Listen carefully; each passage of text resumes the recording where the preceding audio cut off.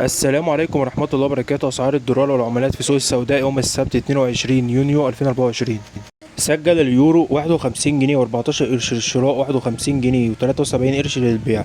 سجل الجنيه الاسترليني 60 جنيه و66 قرش للشراء، 61 جنيه و39 قرش للبيع. سجل دينار الكويتي 154 جنيه و67 قرش للشراء، 155 جنيه و88 قرش للبيع. سجل ريال السعودي 12 جنيه و7 قرش للشراء، 12 جنيه و72 قرش للبيع. سجل درهم الاماراتي 12 جنيه و98 قرش للشراء، 12 جنيه و99 قرش للبيع. سجل دينار البحريني 125 جنيه و6 قرش للشراء، 126 جنيه و64 قرش للبيع. سجل ريال عماني 122 جنيه و51 قرش للشراء، 124 جنيه للبيع. سجل ريال قطر 12 جنيه و9 قرش للشراء، 13 جنيه و9 قرش للبيع.